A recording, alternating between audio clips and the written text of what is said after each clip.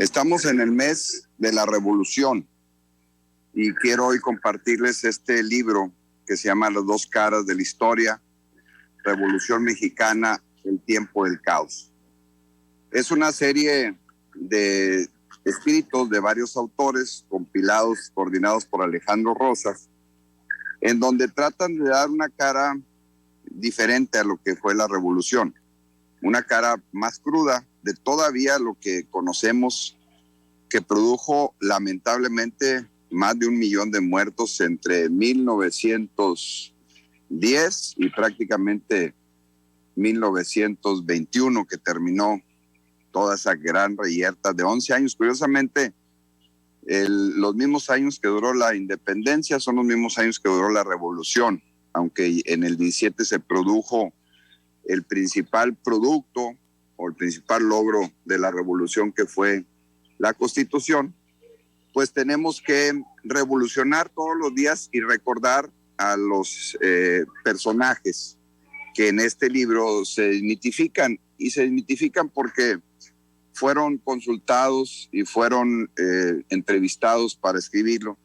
una serie de personajes cercanos a ellos, cercanos a Porfirio Díaz, cercanos a Álvaro Obregón, a Emiliano Zapata, al propio Francisco Villa, y entre ellos pues se hizo una serie de análisis en cuanto a su comportamiento, en cuanto a su idiosincrasia, en cuanto a sus sentimientos, porque realmente fueron personas como todos que tomaron decisiones complicadas, a veces muy crueles, a veces muy inteligentes, a veces muy despiadadas, demasiado despiadadas, y otras muy inocentes. La inocencia de Madero ante la astucia de su hermano Gustavo, la crueldad de Huerta, el perdón pues de Obregón a Villa, la propia astucia militar de Felipe Ángeles, la personalidad impresionante de Zapata. Todos estos personajes están en este libro, en donde busca Miguel los autores que entendamos las dos caras de la historia. Pues la historia tiene dos caras, en el sentido de que hay una historia que nos describe los hechos en los libros de texto, de primaria, de secundaria, de preparatoria, cuando se estudia la carrera de Historia de México.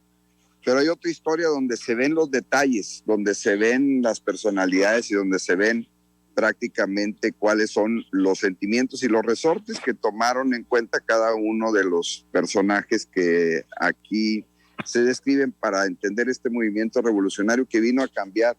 no solamente la historia de nuestro país, sino la historia de toda Latinoamérica, porque de aquí empezaron otras revoluciones, y como también empezó en su tiempo la independencia.